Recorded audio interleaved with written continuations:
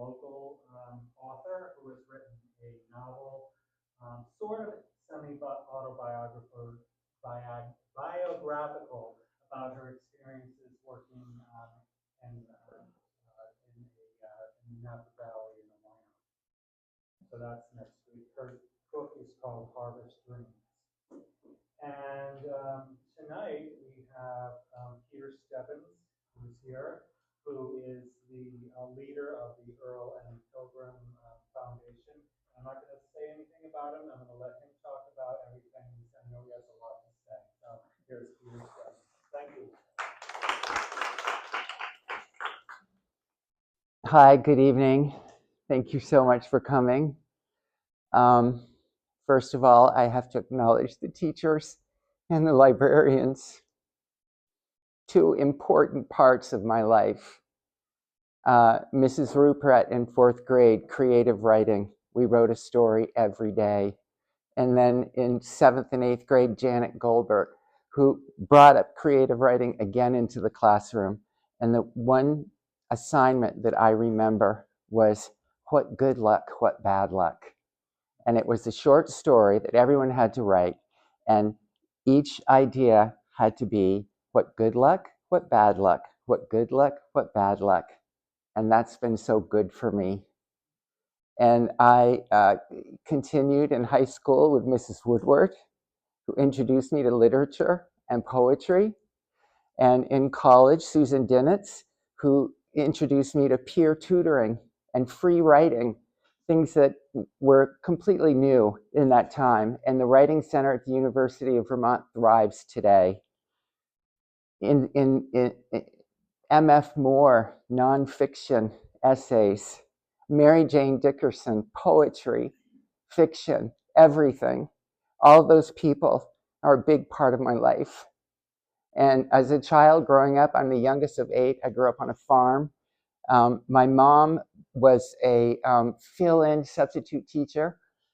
She had been a teacher before the 8 children came along. And over the years, she would get back into the system for chunks of time. And I spent my time after school at the library. So I'm grateful for that. And I'm grateful that this show is happening at the Truro Public Library in Truro, where Earle Pilgrim taught in the adult vocational classes, 1953-54. In the special collections here at the library, I went through the Advocate archives, which was a Provincetown paper, and Lily was the bookkeeper at the paper. And, you know, if you ask Lily what she did at the Advocate, she would say she was a theater critic near the end of her life. And that was the clue for me about how Earle Pilgrim got so many bits and pieces in the Advocate. I believe that Lily was actually composing from press release that probably composed by her, turned into articles about the goings on.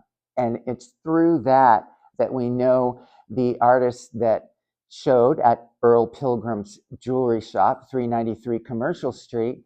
And it's also through that we know about the Truro Adult Vocational Education Program. And in my research in the Provincetown archives, I discovered names of students. And during the last several years, periodically, I search around and find descendants and reach out and constantly search. And part of this show, Looking for Earle, is looking for members of the community that might have a recollection. There's an advertisement that we're running in the Provincetown Independent newspaper. The top of it is looking for, the top of it is Earle E. Pilgrim. And then below that is the illustration of an airplane. That airplane Earle created circa 1936. It was published in the Long Island Junior Press, a centerfold of the Long Island paper. Earle was born and raised and grew up in Jamaica and Queens. And then his family ultimately owned a house at 206 Macon Street in Bedford-Stuyvesant. In Earle's Wikipedia, we talk about him born and raised in Bed-Stuy, and that's based on a note about where the stork dropped him that he wrote in one of his cahiers. And so throughout this process of looking for Earle, I've had a few missteps, and this show is terrific. It's our first opportunity to share this work since Lily's death. The last time selections of Earles were shown were in 2013, which was a figurative expressionist show curated by Adam Zucker at the Provincetown Art Association and Museum. Before that, it was Kind of Blue in 1986, a group show at Provincetown Art Association and Museum that opened at the Ardas and then moved to Northeastern University.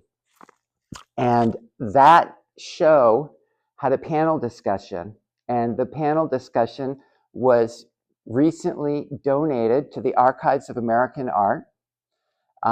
However, they were unable or unwilling to transcribe it because of so much of it being inaudible and the enormous amount of picking and choosing that has to happen when you receive gifts. So that was sitting there, and I discovered that if I played it in my car, I could make out quite a bit of it.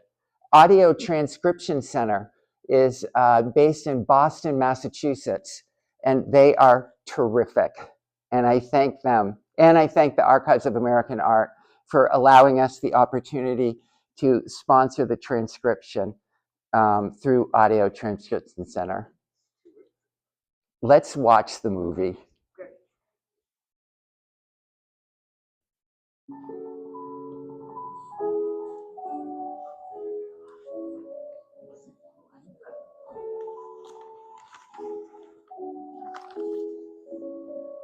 Wild seas, sandy roads, gnarled trees. Giant mountainous sand dunes. This is Provincetown. The people who came to live here in the province lands were pioneers, living in the intensity of the outer Cape. This point of land jutting out into the middle of the sea. Artists came to paint how they felt. Sculptors came to carve and create monuments.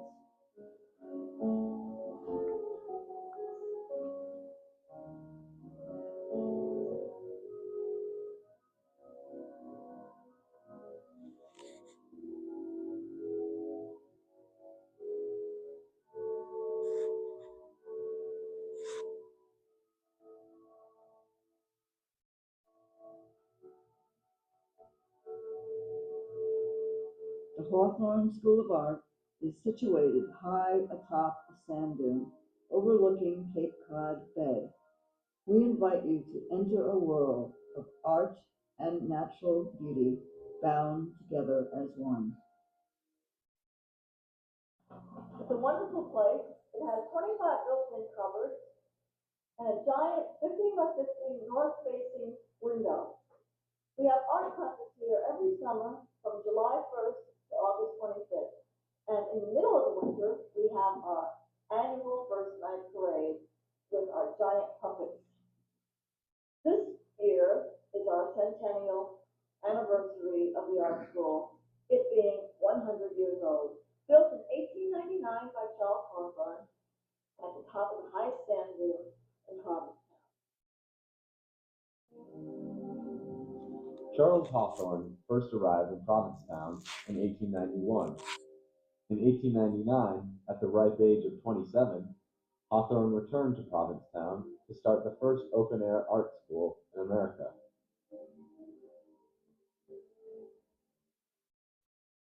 When he first came to town, Provincetown was really a fishing port. There were steamers coming up and down from New York City and Boston, there was a railroad that came down the pier that went all the way down to the end of the pier. There were massive hotels with people dressed in 1920s full bathing suits. There were women dressed up in long outfits with giant bonnets with feathers sticking out and wonderful attire. There were sea captains with schooners coming in and out, clad with codfish. There were giant halibut and all kinds of fish hanging from the pier, tons of fish drying. There were many piers here.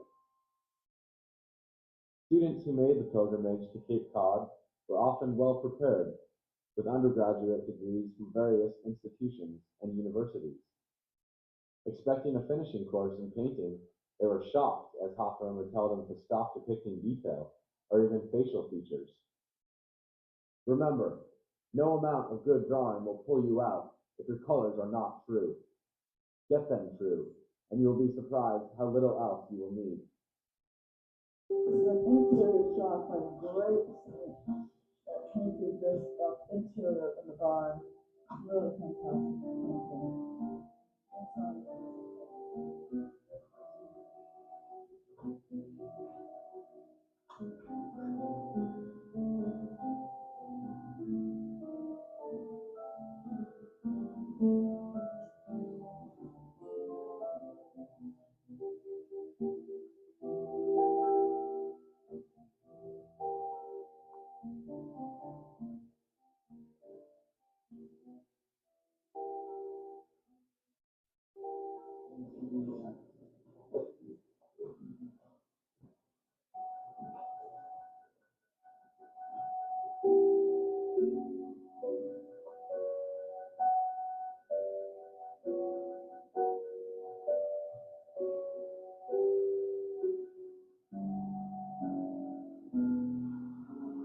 All the faces look like they're usually on the shape of the head and on that.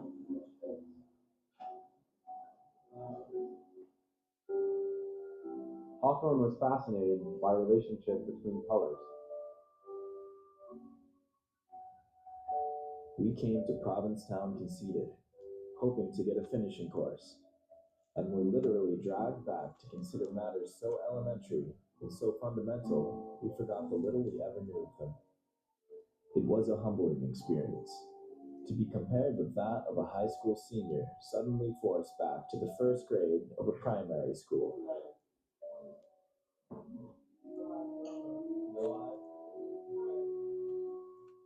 We go to art school and classes to learn to paint, to be an artist, to be of some use in the world by adding to the total beauty in it.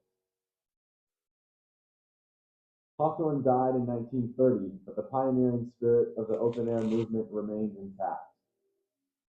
The Hilltop Barn took on a new master when expressionist Hans Hofmann opened the doors to students again.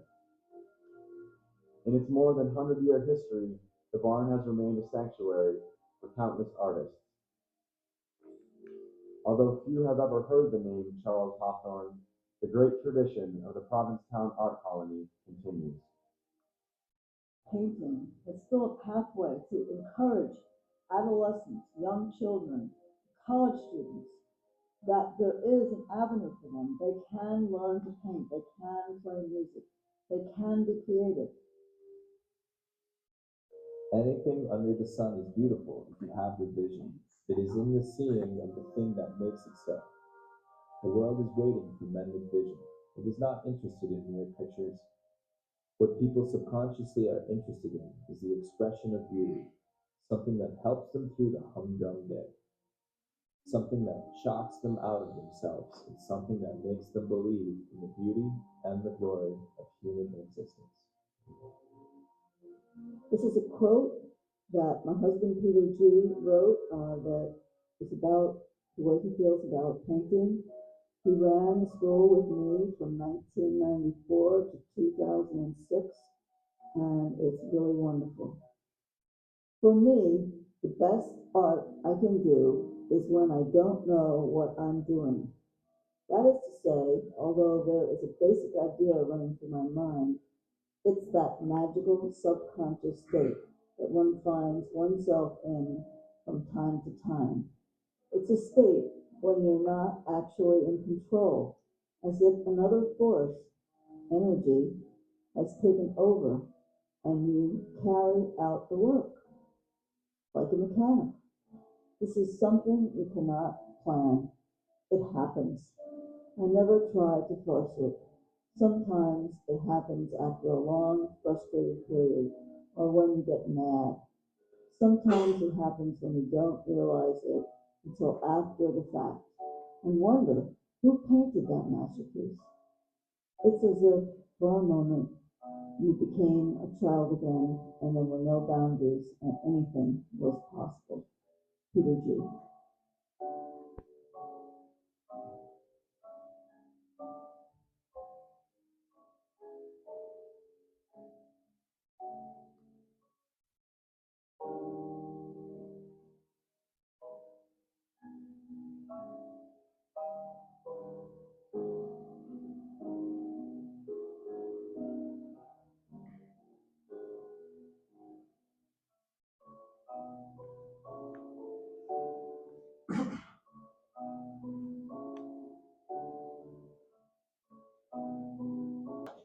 And sometimes channeling Earle.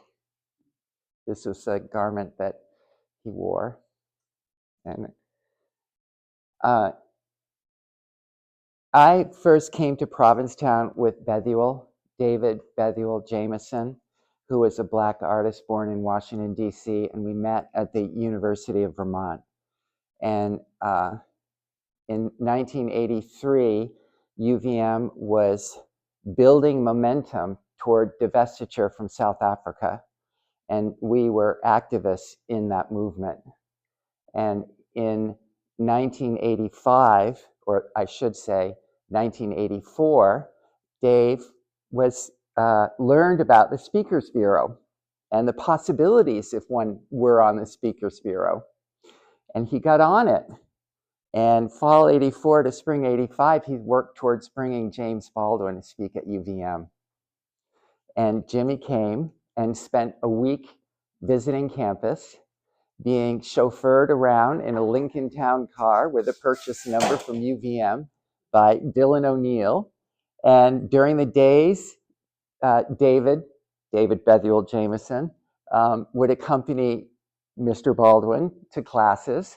And during the evenings, we would have roundtable dinners with students and faculty. And then at the end of the week, culminating with a huge dinner at a fancy restaurant. All of them were fancy. This was a terrific period in our relationship, mine and David Bethuel Jameson's, which was tenuous and difficult in those years. And I remember afterwards crying on my French advisor's shoulder, saying that it's just not working out. And Grant Critchfield said, "You're a poet.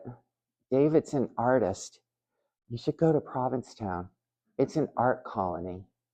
I didn't know that Grant Critchfield was gay because he couldn't be gay out loud at UVM in those days. And I didn't know much about Provincetown really at all. I grew up on a farm 4 miles from Canada, and my urban area was Montreal. So we arrived in Provincetown with very little money, made friends along the way, and stayed at the Sunset Inn. And that began the experience. And when people met Bethuel and realized that he was an artist, they would most often say, "You need to learn about Earle Pilgrim." He loomed large in the myth and lore of Provincetown. And there was no work to see, but Dorothy Gies-Seckler had produced a book about Provincetown artists with a comprehensive show that was at the Art Association Museum and then also at the Emerson Museum in New York State. And that book was available to us. And that was the beginning of looking for Earle. We got to see his work. We got to read a brief essay about him. And Henry Hensche was still alive and well and working. And David related with him and sought him out. He didn't study classes, but Hensche reviewed his work and commented. And that was 1985. 1986, we came back to Provincetown a second year. And by then, I was a volunteer at the Art Association.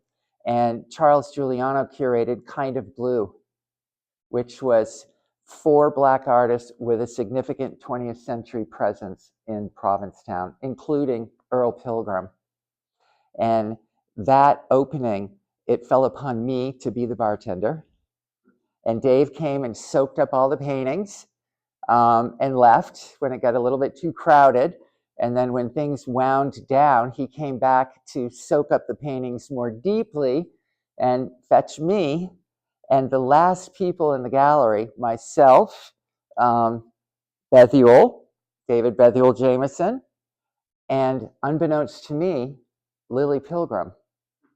And it got to the point where you're, flicking the lights and getting out the vacuum cleaner. And I needed to approach her and let her know that the gallery was closing. Unfortunately, we couldn't remain open any longer. Lily and I did not introduce or know each other. That was 1986. Bethuel died of AIDS-related causes in 1992.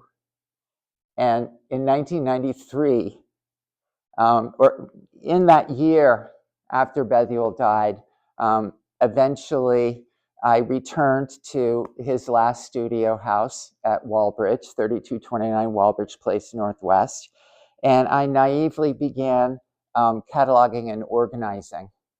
I did a text catalog with WordPerfect 51 of all the works on paper. Much later, realizing there should be something on the object to coincide with the list. Anyway, then by the spring of 1993, I'd met with Thurlow Tibbs, who was one of Dave's dealers and an important curator of African-American art.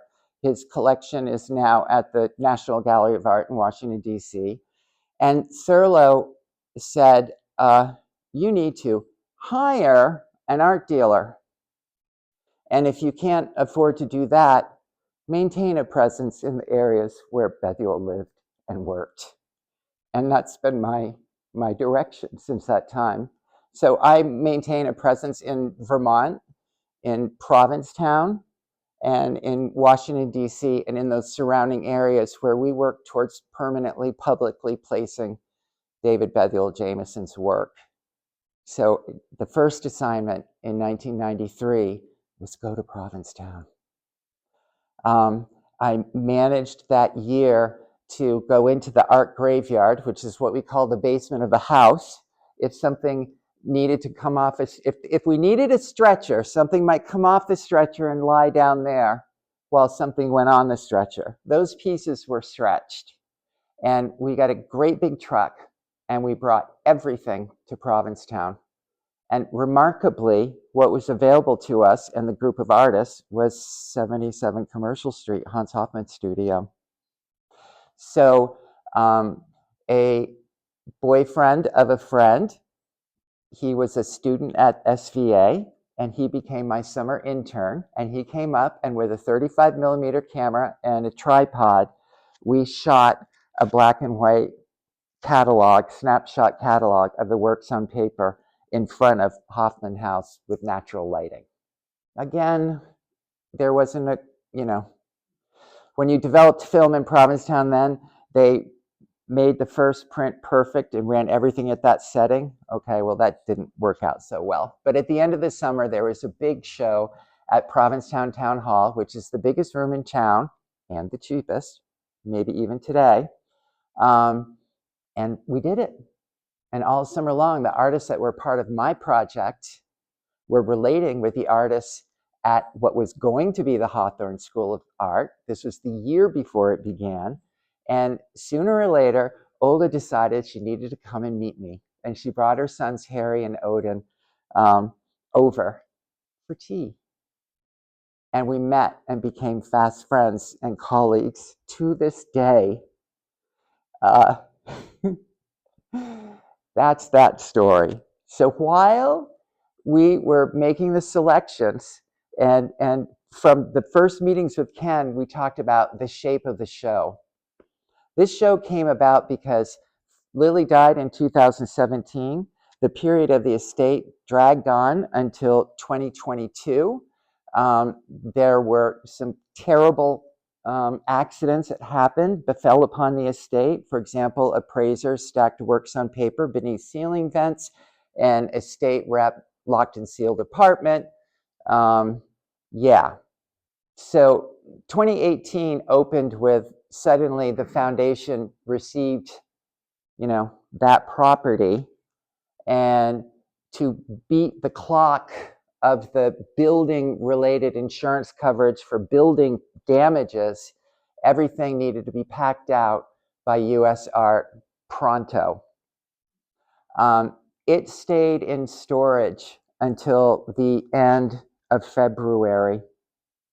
That last weekend in February or first weekend in March, I don't remember, I left Washington thoroughly exhausted and went to Vermont to be at my sister's farm, and then to come to Orleans, where Olga now lives, aging in place with her 2 children. And Macho Pilgrim, who can't be here tonight because I didn't feed him and he was a little upset, was a therapy dog and a service dog to Lily at the end of her life.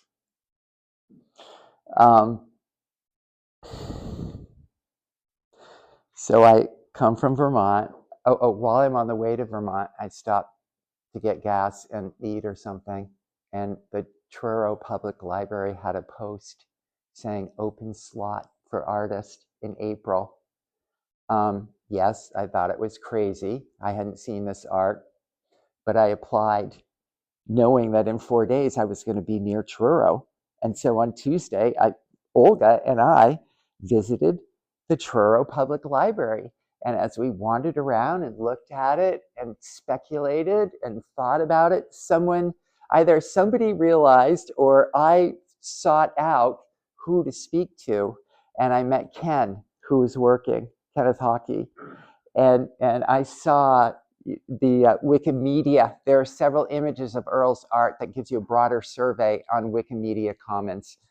And Ken and I took a tour and walked through the space, and he spoke about the slots available. And by then was realizing things hadn't come out of the boxes yet. And maybe April was going to be a lot. And we were given this month, which couldn't have been better. Because then over the summer, all that building damage from the flood was taken care of 2018 to 2020-ish. But the work coming home, spring of 24, coincided with a building renovation. So for most of the summer, the boxes did not get, the boxes weren't opened and the paintings weren't unwrapped because they were ripping out carpets and plastering hallways. And, I was peeking, but not getting the full shape of the show. So the shape of the show happened from my peeking and from the digitized slides shot by a Met Museum photographer in the months after Earle died, August 1976. And looking for Earle has so many different meanings. So when we made our final picks, because we couldn't wait any longer, I relied on the combination of my peeking and the combination of that digitized slide record. And when I digitized those slides in 2013, Lily was away, and so I didn't have access to the artwork. So the slides got digitized, and this painting over here, Winter Landscape,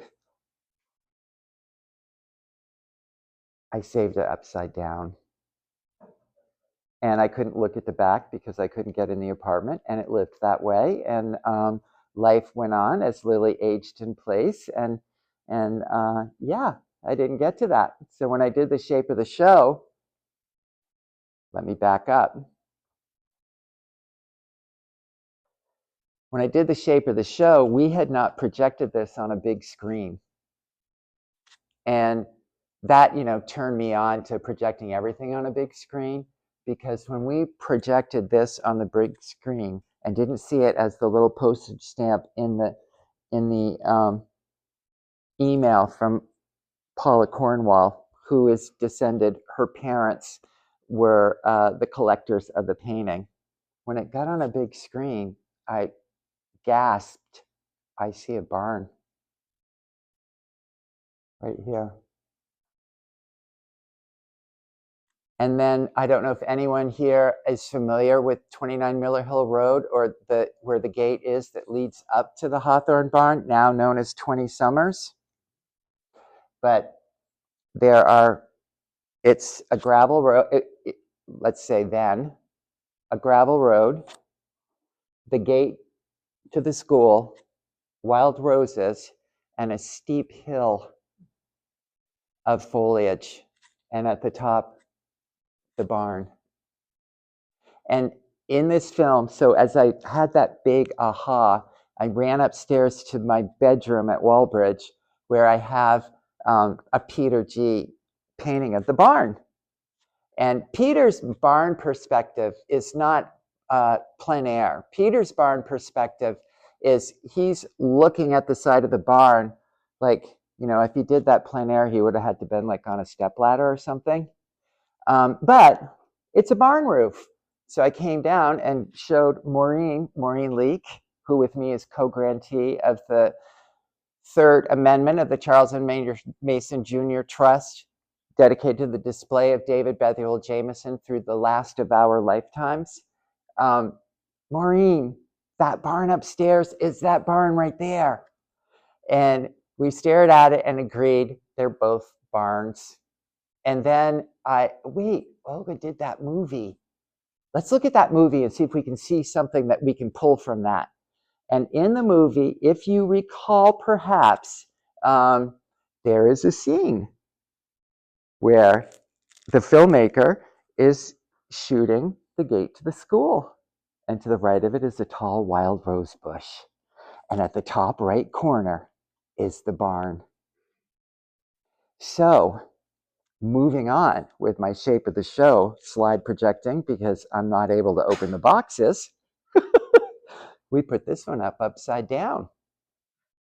And suddenly, this end of a pier looking out over the bay with these boats in the harbor turned into this, when it's this big, turned into the illuminated windows, the studio window of the barn. And my memories, because after that year in 93 when we met, I could not afford to have a non-commercial space to show art on Commercial Street. I couldn't even afford that one. So I decided every other year. And Charlie, David's last foster parent, Charles and Mason Jr., helped support renting George Bryant's Winslow Boathouse studio. I think it was 455 Commercial Street. And by then I had realized that if you're making art, you can show art. And if somebody wants to buy it, you can sell it. We weren't selling David's art, but that became the project. Charlie funded the boathouse, or paid the rent. And I had started pottery, and I threw pots. And Olga had a kiln. So she fired the pots at the school. And that continued our relationship. After that year, it wasn't affordable at all. And I began to do programming at the school, PR, cooking, bottle washer, all the good stuff. And 97, we wanted an exhibition space. And we knew that we could build a garden shed. And Peter and Olga had an old apple silo in upstate New York. It was dismantled by Locke Huey, an artist and architect. And Alan S. Bergman, whose daughter Jennifer worked at Hell's Kitchen Gallery, Dave's dealer, Alan S. Bergman bought 4 pieces, 4 works on paper of David's, very, no, not very, only sale since his death. And that paid for dismantling, moving the barn to Provincetown, and Loch Huey rebuilding it as a garden shed in which we showed art. And we restruck Bethuel's woodblock prints. So, shape of the show, slides, peeking a little bit, deciding to put it on a big screen, always wondering about Earle's painting in Hawthorne and Hensche and where it really took off. Before Earle Pilgrim, born in 1923, 1943, he's in the Army. That illustration of the airplane as a 13-year-old, when he went into the Army, Earle was in the, well, the obvious connection for anybody to link this is the Red Wings, General Benjamin Davis, Tuskegee Airmen. He was in the 455th Composite Group. There might be errata in this conversation, but he was in the 455th Composite Group. And this was a difficult experience for African Americans because the military was segregated.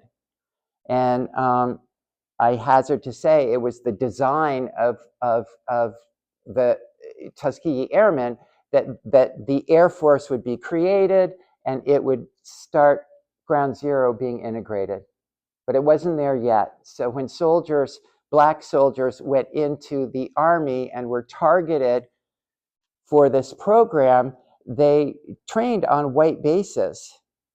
And there had a lot of problems. So during the 3 years that Earle was in the Army, he had more than 4, possibly 5 movements that were related to disruptions on the bases related to race. And in the Wikipedia, we have, you know,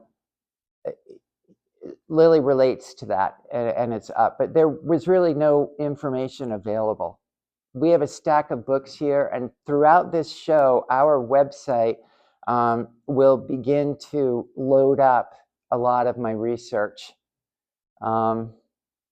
Earle came home in 1946, and he became active in Greenwich Village. And he apprenticed with Sam Kramer, who is a really important modernist, mid-century jeweler. He had a bench there, and there was a lot of jewelry making happening in Greenwich Village at that time, particularly by African Americans and Black Atlantic Americans. Earle's family came from Barbados in the early 20th century. I, off the top of my head, said late 19th when I whipped off that press release. And he really melded in that bohemian community of Greenwich Village. And during those years, 46 to 51, he did take some classes at the Art Students League. They were drawing, etching, life studies, things like that. I can't tell from the archive, the records available from Art Students League, if painting was involved. But one of the discoveries during the research for this show and looking at these paintings for the first time were finding a photo record that Lily did that explained, and then seeing a painting that didn't make the cut for the show, so I'm going to give myself credit for this. Eye by eye decided what was Hensche, and therefore by descent from Hawthorne. And I did it by looking for things like palette knife painting, or any variety of looks like a mud head. And then later I found this squirreled away record of circumspect Lily Pilgrim that an assistant had done snapshots of what was hanging. Lily's apartment was hung salon style, floor to ceiling paintings. Most of these paintings in the show, I think all of these paintings in this show, these are paintings that Earle considered finished. But near the end of Lily's life, she took out so many paintings that Earle wouldn't have, I don't think, been satisfied with. That relates to part of one of the things that I learned from listening to Olga's talk about Hawthorne, Hensche, and this lineage of artists related to that place. Earle was concerned with color theory, and the figure never left his paintings. They became obscured, but they never left. One piece that I don't know how Lily grasped it. We didn't have this conversation, but near the end of her life, we sent works to Lou Stovall, who's an African-American printmaker and artist in Washington, D.C., recently deceased. And Lou did conservation work. And one of these paintings is a burning sun orange, like this. And you know the old saying, I see a face in there? It became so clear when Lou had finished cleaning the painting. So again, that helped us with, it was always looking for Earle. We'll always be looking for Earle. But it was finding Hawthorne and Hensche from the movie. So I'm going to read Lily's things, which will take me to the paintings. And we'll just hear what she said. This is Self-Portrait in Straw Hat. Oil on canvas, Provincetown, Mass., 1950s. Early, just started studying with Henry Hensche. Framed, no glass, 19 by 12. Over here, Self-Portrait with Beret. Oil on board, unsigned, Provincetown, Mass., 1951. Pre-Hensche, framed with matte under glass, 20.5 by 15.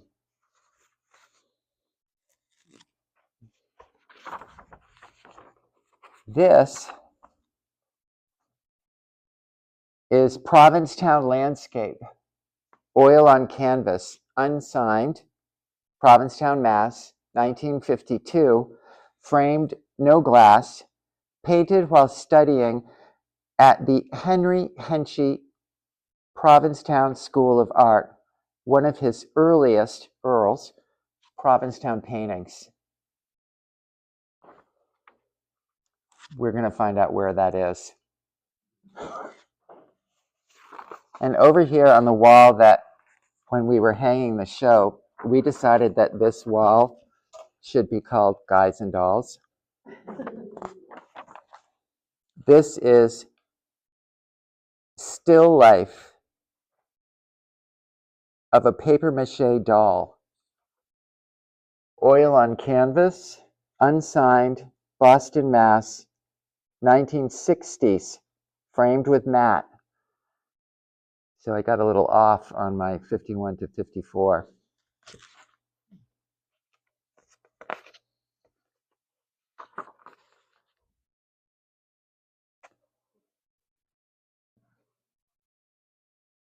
Yeah, if you need to get up and walk around, that's fine.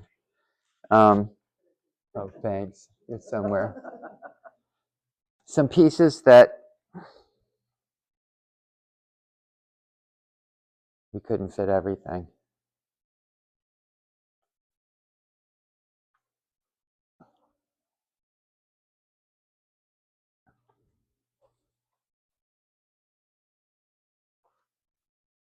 Yeah, that has a cardboard back on it.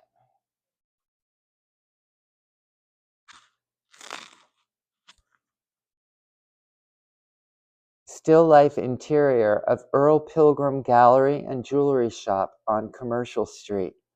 Oil on canvas, unsigned, Provincetown, Massachusetts, early 1950s, while studying with Henry Hensche.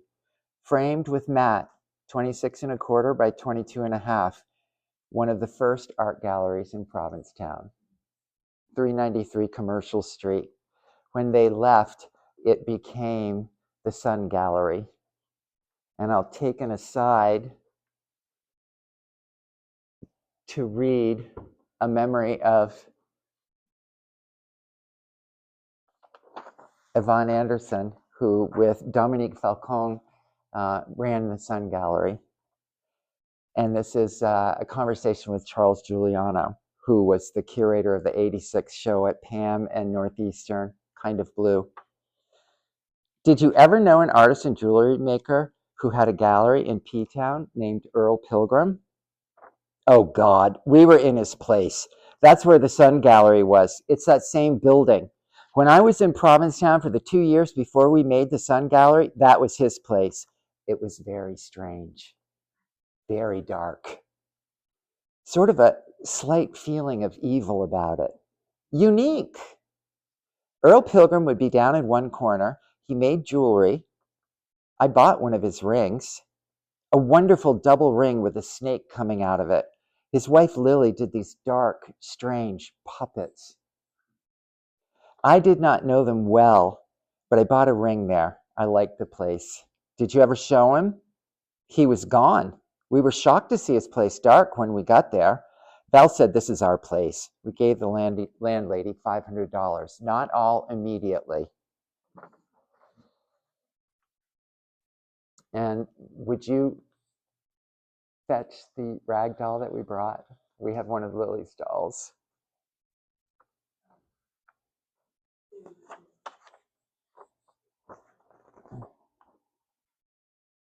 Portrait of a nude woman is an oil on canvas, unsigned. Beacon Hill, Boston, Mass, 1960s. Shop full of antique furniture, collectibles from Morgan Memorial that Earle went to every morning. A friend of Timothy Leary said he never saw so many interesting things in one shop that he had never seen before. The name of the friend escapes me. This is Lily I'm reading, but he was a well-known author. I have questions about this being a Beacon Hill painting because there are a few cataloged from the years Earle only showed in his shop, both 393 Commercial Street and then later Beacon Hill, and then from that storefront to a loft in the financial district in Boston, and then finally at 275 Church Street in Tribeca in New York, directly above Lamont Young and Marion Zenzila. And after Earle's death, that space became what it remains today, the Dream House, a sound and light installation by Lamont and Marion, open to the public. So, yeah, that catalog from 53, I think it's 53, Pam Group Members Show, it has a nude woman in it. And to my knowledge, this is the only nude woman that we know of, unless, of course, if it was sold. But in the years since Lily's death, Lily established a foundation in 2016, and we created a website forthwith. But in the years since her death, we have learned of 2 collections that include Earle's work. Sam Hall was a composer who recently died, and Sam sat for Earle with a cello, which you can see in a few of the paintings here. That still life on the upper left corner that came from Paula Cornwell includes a cello.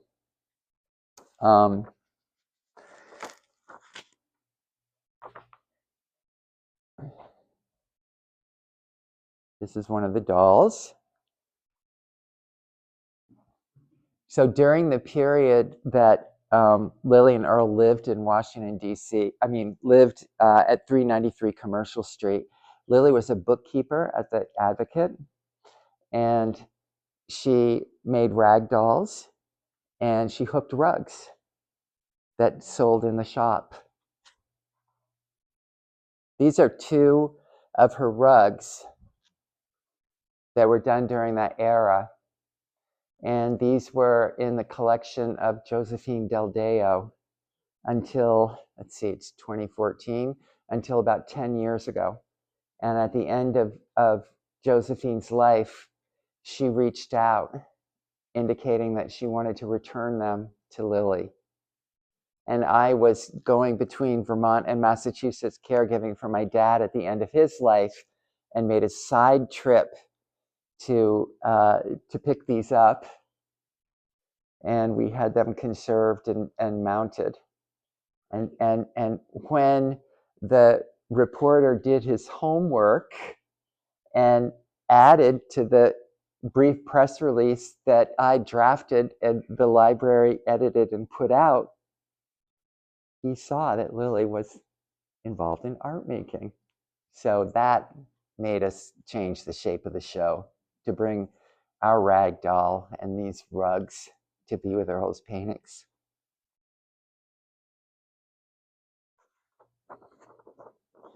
And back to Olga's movie and my upside down art. Provincetown Seascape, oil on canvas, unsigned, Provincetown, Massachusetts, 1952, painted while studying with Henry Hensche.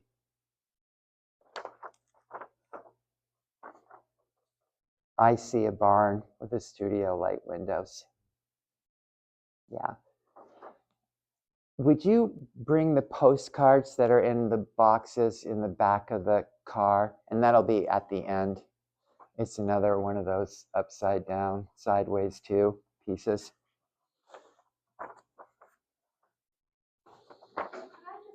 Yes.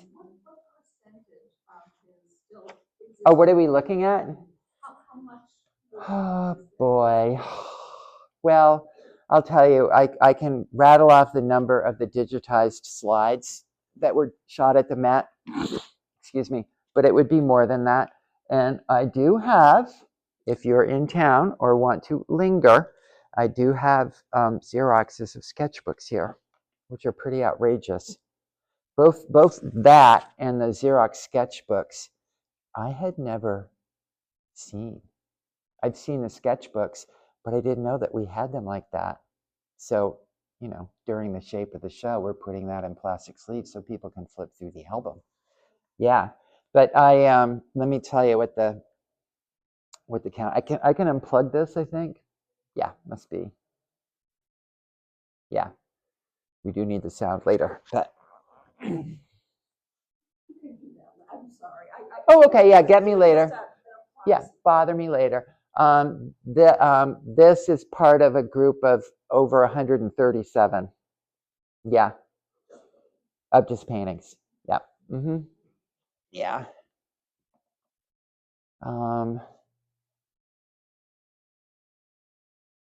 We're gonna finish Lily's talk. This is a portrait of a friend. It's oil on canvas. It's unsigned.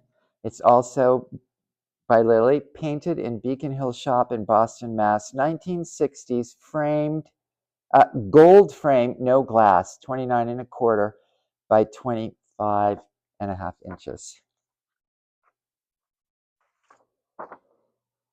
Portrait of an Irish friend holding a violin. This oil on board is unsigned, Beacon Hill Shop, Boston, Mass. 1960s, framed, no glass, 24 3/4 by 20 1/2. This depicts the back of Earle's shop in Beacon Hill.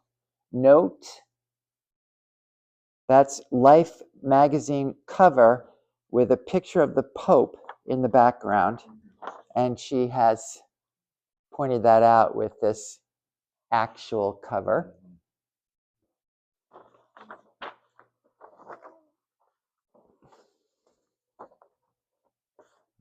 Oh, I think that's the last one because I flipped them to the back. We're back to the still life. The other two pieces that were going in the show but didn't go in the show, just to stick with paintings, these are early pastels. And this is a signed pastel, 1954. So,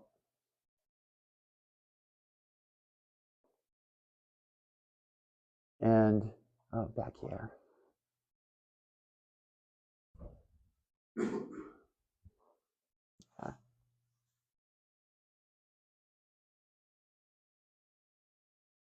This is a pastel portrait that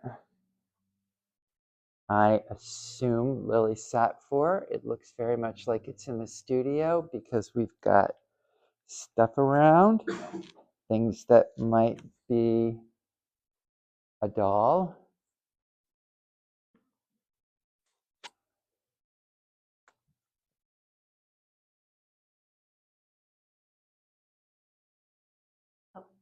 Mm-hmm. And a cello. Oh, good. Thank you. Yeah, yeah.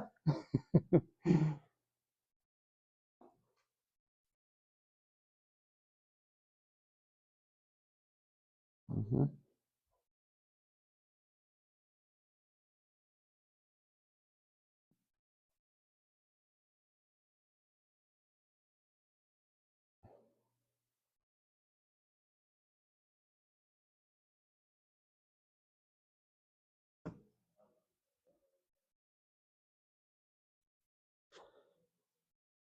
And we might get some audio. Do you know, did Earle Pilgrim sell his paintings out of his jewelry shop and in Boston? Yes. Or mostly just the jewelry? Yes, yes. The paintings were sold out of the shop. So do you have any idea how many are in private collection? Absolutely not. No, I don't. They just come forward. They come forward, but it's interesting because Paula Cornwell, whose dad was getting his terminal degree at Harvard, and he was an economist. And Paula's mom, Ellen, became very close with Lily and Earle.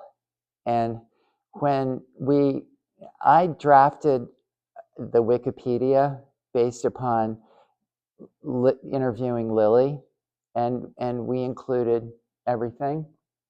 And then we had an intern who needed some more credits for his honors part of his degree, and it turned out that he could probably get some of that by putting the Wikipedia up for us. So we had him edit it and put it up. So you'll get art historical speak about milieus, things like that. And then we cut out stuff. We cut out Earle's struggle with heroin, which happened during that period coming home from the war, 46 to 51. And Lily's explanation of why they came to Provincetown was, what one would call pulling a geographic. They went to the doctor to deal with his addiction, and the advice was get away from it. And so that was the story of how they went to Provincetown. Later in my research, I discovered that one of their closest friends, Dante Pavoni, who was a voice teacher and is often described as Buford Delaney's lover, was part of that circle in the village and went to Provincetown before Lily and Earle. And then in later records of city directories, Dante ended up in Beacon Hill, not 10 blocks from Lily and Earle.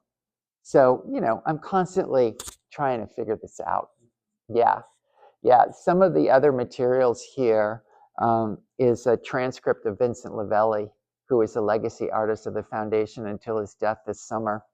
I discovered Vincent when the Greenwich Village Society for Historic Preservation digitized and uploaded both the transcript and the audio from an oral history he gave several years ago, in which he recounts the stories that Lily told me in our first meeting in 1998 of their table at the San Remo with Vincent Lavelli and Anatole Broyard and Buford Delaney and James Baldwin and various other characters. Some of the books that are in the stack are related to that.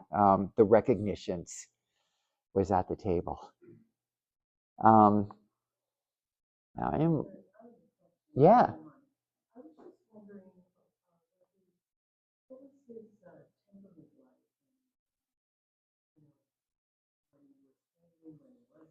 Oh. Yeah. Yep. I have one photo to be in the gallery of Earle, and this is Lily's preferred Earle photo that was always in her salon-like environment. And then we have several pictures that are in plastic sleeves on the table, and you're free to go through them. There's gloves there, and Tiana will help, and Maureen will help. I'm here with Tiana Minter, who is a resident scholar at David Bethuel Jameson Studio House at Walbridge in Washington, D.C. She published last year in the Washington Blade the story of Kilbourne memorial stones, mysterious memorial stones that are embedded in the median strip between sidewalk and street in our neighborhood, Kilbourne Place Northwest. And she's continuing with that story and helping out with us at Walbridge and for Lily and Earle, and then Maureen Leake. Yeah. Did I answer the question? Oh, to look at more his temperament. Yeah. Wow. Okay, skirting around the word that people would use today, mental illness. The diagnosis, we really don't know. Personally, as Lily, service dog, became service dog for the foundation and me, and a lot of my mental illness happened as a result of Lily's estate. I think I mentioned the flood earlier. Moral injury. Has anyone heard of this as a diagnosis? One of our clients in Washington, D.C. is USAID. And Macho visits, or until recently, we've pulled back from that, but we would visit USAID, and you can only imagine what that's like to try to save the world as a U.S. government employee doing U.S. government things. That's where I learned what moral injury is. And I would say that Earle experienced moral injury. And there is a direct quote from Lily's notes that will be added to the developing website about this show. But this is the picture that Lily would choose. In terms of the records or stories about Earle's mental illness, there's an Instagram that is a reel. The foundation contributed to the digitization of Marcia Marcus's archives at the Archives of American Art. And Kate, Marcia's daughter and legacy worker, along with her sister Jane, found audio of Marcia talking about Earle. And I hope that I can play that, but again, going on the website. Earle's first episode, Lily would describe as a manic episode. They had left Provincetown. They had been on Beacon Hill for several years. They had moved to the loft in the financial district. And one day, out of the blue, Earle needed to go to California and immediately dropped everything and left. And Lily chased after him. And they got on a bus and they went all the way to California. And they got to Venice Beach and they walked out into the water and they got about waist deep. And Earle turned to Lily and said, "Why are we here?" And then they came back to Boston, and that was his first hospitalization. I think it was at McLean. He stayed, they continued to live in Boston for 5 or 6 more years. And then they returned to New York. And the last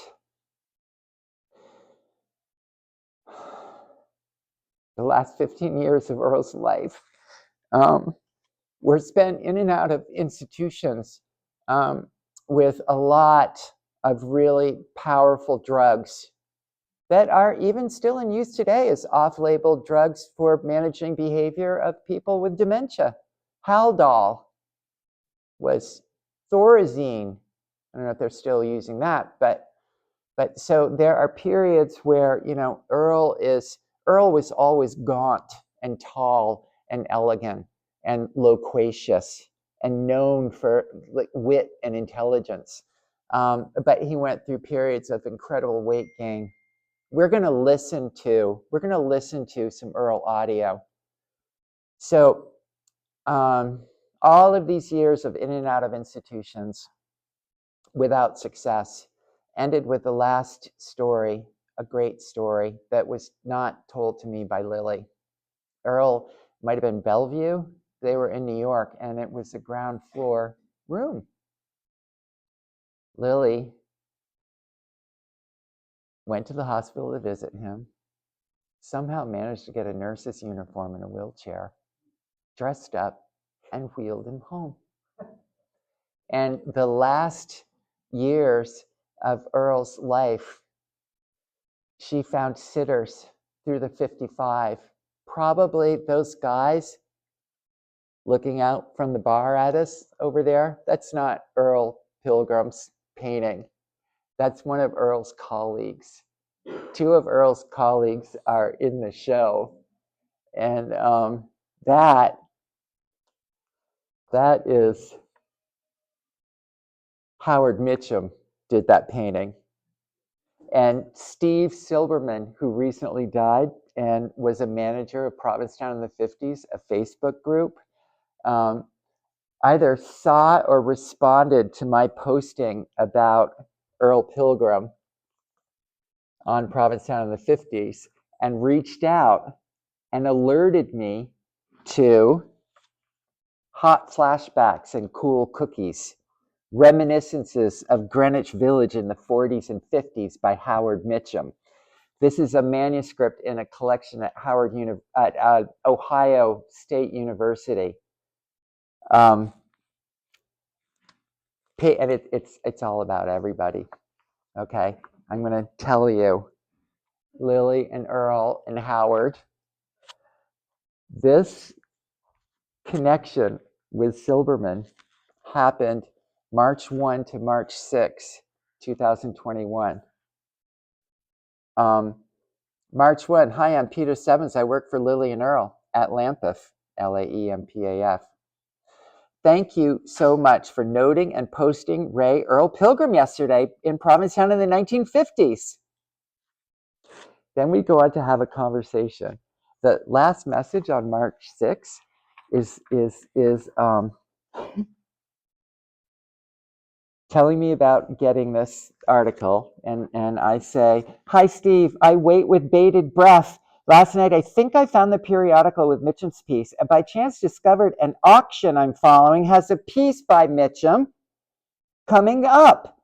I'm just curious, are you bidding on Howard Mitchum's piece in Jim Bakker's auction this Saturday? Someone else has put in a bid. I'm watching for Foundation, chiefly because it is a group of folks at a bar. While Earle didn't typically have facial hair, the couple to the left sort of have the Lily and Earle vibe. Nevertheless, it's a group in a bar, and I dare say Mitchum may have been painting his people. Well, I finally did get cool cookies, hot flashbacks and cool cookies. And on page 24, let's see, where is it? On page 24, who killed Earle Pilgrim? He was a very famous and talented goldsmith and jewelry maker in the village and P-Town in the 50s and 60s. He left the 55 one night in a huff, and the next day his bruised body was found floating in the Hudson off the end of Christopher Street. His wife Lily was never able to find out what happened. Probably a rumble with the street gang. A few years back, Earle Pilgrim gave a large framed photograph of me and this is Howard Mitchum, to the Kettle of Fish restaurant. Last year, an artist friend, Henry Luczak, Lewczak, not sure how to pronounce that, happened to be there and saw the fly-specked mug on the wall. He asked the cigar-chomping owner, "Who is that freak?" "I don't know. It came with the joint when I bought it. I'll give you $20 for it. Nothing doing. It's part of my decor."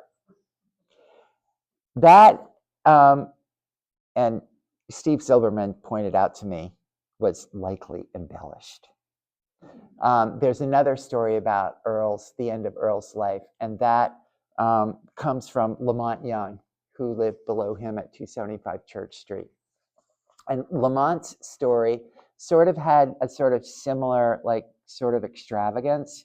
Lamont recounted, and probably true, that Earle would often come down and hang out in front of the building, and he would often shout derisive comments to people coming by in cars if they didn't, whatever, felt the wrong vibe.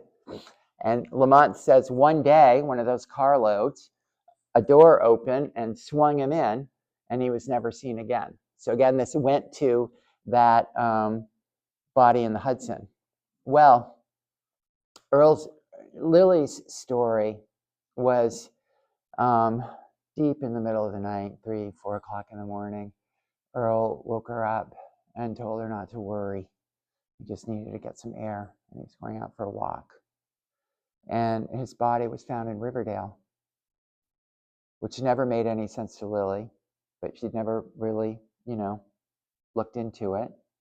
I found the story through a digital archive of newspapers that's maintained by a guy in upstate, way upstate New York by the Great Lakes, upper left area, Fulton Postcard, something like that. Weird website, but it had the story.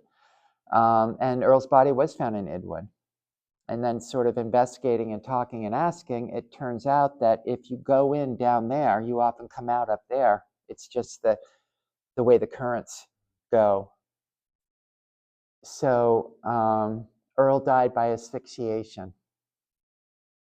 No comment. And like I say, at the end of his life, with all of the terrible experiences in mental health, he had sitters, and the sitters would come during the day, and they would often be denizens of the 55, which is a great jazz bar. They just went out of business a year or two ago. And that view back there is what it looks like at the 55. I've got photos to prove it. That's where the bartender is. That's where he washes the glasses and serves the drinks. And they're all here. So yeah, I've got some Earle to share with you. In those years at the end of his life, Earle was also an experimental filmmaker. He was a sculptor.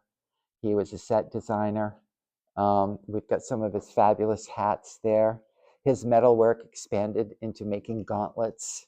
There's one of those back there. And in those years of being in the loft and having sitters, sometimes, maybe all the time, he kept a reel-to-reel going, recording. And do we have 16 hours or 30 hours? We have a lot. We have a lot. And those were digitized by Color Lab, which is a film restoration conservation place outside of Washington, D.C. And, we listen to them. And there's, it's a lot of great jazz, mainly radio stations. It's people doing with their reel-to-reel what we do with our iPhones today. Capture everything. And a year or so ago, I finally found Earle. And the story and the dates matched with a jazz musician who played flute and clarinet and wind instruments and associated closely with Lamont Young. And so, and it's a dialogue. And so, you know, as I fall in love with this recording of like, is that Earle? And I still haven't found somebody to hear it was Earle. I did find someone, but in that wonderment, did I find Earle? I decided that it was two people, and it was Earle and Eric Dolphy, because it was the kind of instrument that Eric Dolphy played, and I was geographically putting Eric there, and Eric had just come back from Rome. But in the end, when Chawla Reno, the vice president of the foundation, who was one of Earle's sitters, so Earle would go to the 55 with sitters and be there, and then sometime after happy hour, they would fade out. Chawla was a young paralegal. She would show up. Earle was a superstar to her, an era ahead of her, and she would sit with Earle. And then Lily would come, you know, around 8 o'clock. Lily was a legal editor. She worked for what's today's LexisNexis, and you'll see her business card in the end. At the end of her life, she was part of the council to the Board of Governors for the Federal Reserve Bank. She would come and fetch Earle, and they would get Chinese vegetarian food. This is important for what we're going to hear. And Earle would go home and do it all over again. So I hope this is going. We can hear Earle. You have scores, and you have a transcript. I'll raise my hand when it's Earle.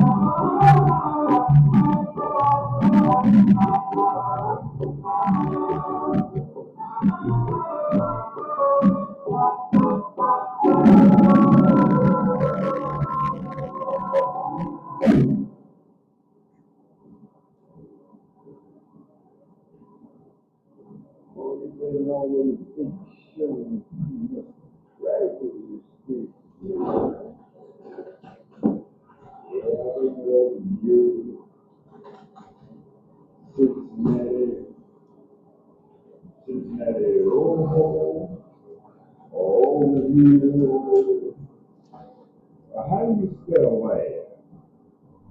Oh, W-O-E. Yeah, we had it wrong. We had a farm.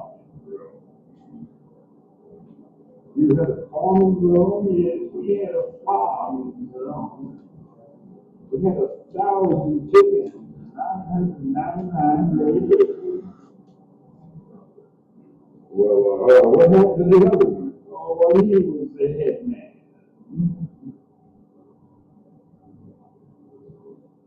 Yeah, well, I'll meet you down at the post office, 7 o'clock.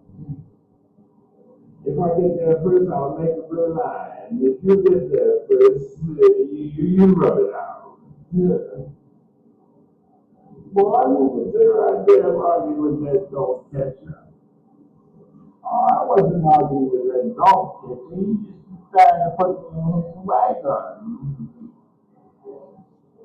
Oh, he wasn't trying to put you in his wagon. He was trying to put your dog in his wagon.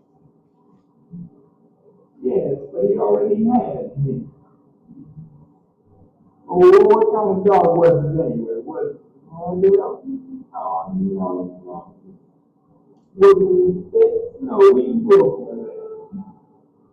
He was a long kind of a dog. He was about 2 dogs long and about half a dog high. And he wouldn't eat meat.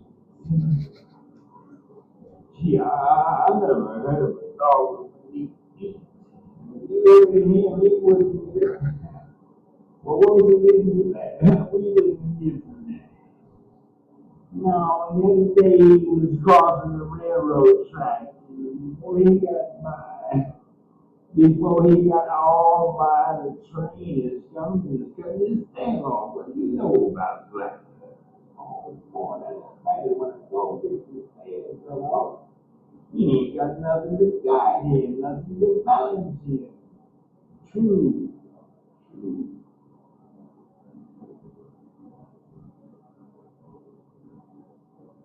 Yeah, well, the only reason why I was there is that he must have paused too long.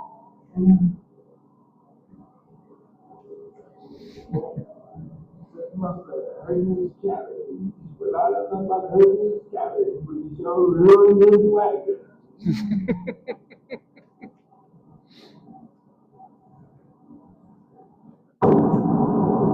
And now we're hearing Earle. That was Earle too, but now we're going to hear him play.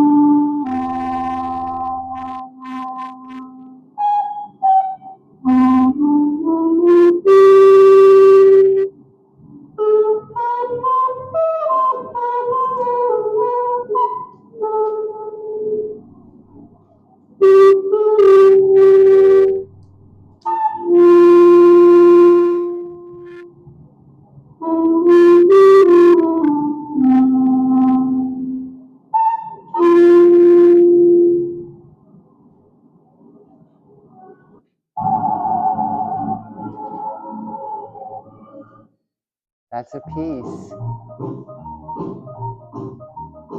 And then that's Bethuel's music. When I lived in the studio, this would be bellowing out. He would sing this in the morning.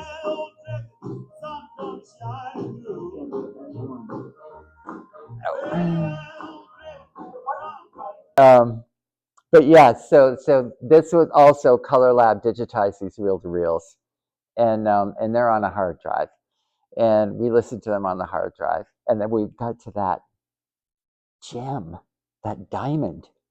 I lived with it that way until getting ready for the show, and figured, oh, how can I play it out loud? So I moved it into iTunes, and the Apple Music, the Foundation's Apple Music is essentially all of our legacy artists. So Vincent Lavelli is a salsa and Afro-Caribbean drum connoisseur. So we have a lot of that music. And we have a lot of jazz and blues from Bethuel. And we have some of Earle's music that we've gleaned from the reel-to-reels. And yeah, so when I put Earle on, get out of that bed and wash those pots and pans came on, which is perfect for me. Yeah, I like that. Yeah, I like that. Another discovery that came out of from this show is My phone is here. No, I can find it in a text message. This painting of the woman with a pearl necklace, it's not, like so many others, it's untitled, unsigned, guessing by style, putting it in the 51 to 54. But Lily had lifelong friends. Jean Sickles and her husband, who was a jazz musician. And during the years 51 to 54, the Provincetown notes included Jean and her husband visiting. And in the aftermath that lasted so long, death 2017, estate closing 2022, finally bringing the art back 2024, this summer, I found a note from Jean Sickles' great niece to Lily that I hadn't seen before. And in the note, she told Lily that she recalled that Earle had painted Jean one summer in Provincetown, which put me between 51 and 54. And then I knew from the Provincetown archives that, I have to show this to Olga, I know from the Provincetown archives that Jean and her husband, I think it's David, were there. Oh, sorry, you guys. I don't know how to do that. I'll just unplug it all. I hope that's okay. Yeah. So I reached out to Jean this summer. She, responded, but I hadn't figured out which painting yet. I said, can I have a picture of Jean? Because I knew Jean 1998 until her death. So I did not know her at that age. And in the last week or so, I thought, well, let me reach out again. And I reached out again and, life interrupted. But 2 or 3 days ago, I got a good confirmation, not a contemporary photograph of when Jean would have sat for that painting, but there is another portrait of Jean that was painted around that time. And her great niece said, I'm going with Jean. So we're not completely going with Jean, but we're leaning towards Jean and looking forward to, finding more about that and all of these paintings. So thank you. And we have to backtrack. The Great American Spirit was the opener. And that was how I really came up with the shape of the show, which was always looking for Earle, but it became looking for Earle, finding Hawthorne and Hensche.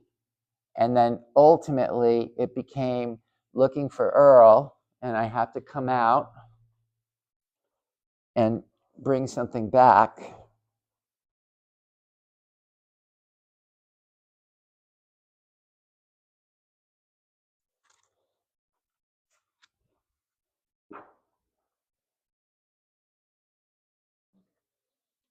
And really finding great meaning in this book, which is one of the books that the foundation has.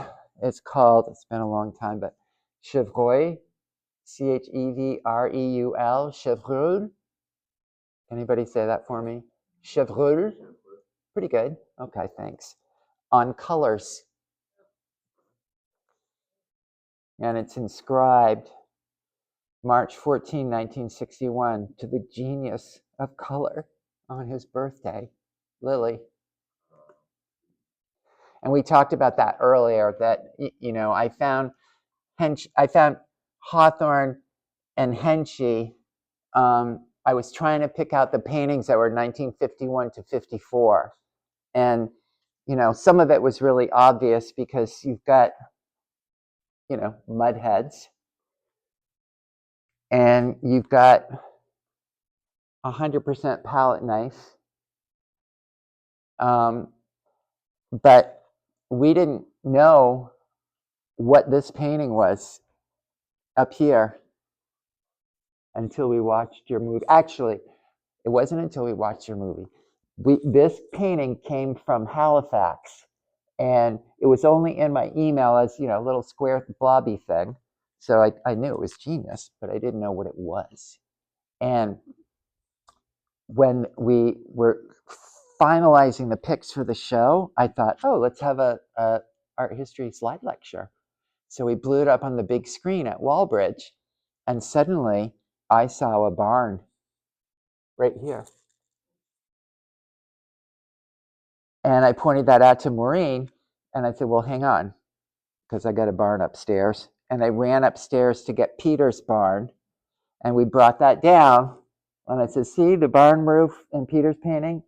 Very clear, because in Peter's painting, he's somehow floating up along the side of the barn. So he's not looking uphill at it. He's floating there, giving us a full picture of the barn. So we agreed that's the roof. And then I remembered the movie. And I said, let's look at the movie and see if we can find the barn. And guess what? This is the painting. That's the painting. That's the painting. That's the barn. Oops. Wait a minute. That's the barn. Those are the wild roses. Those are the roses. And that's all the colors going up the hill.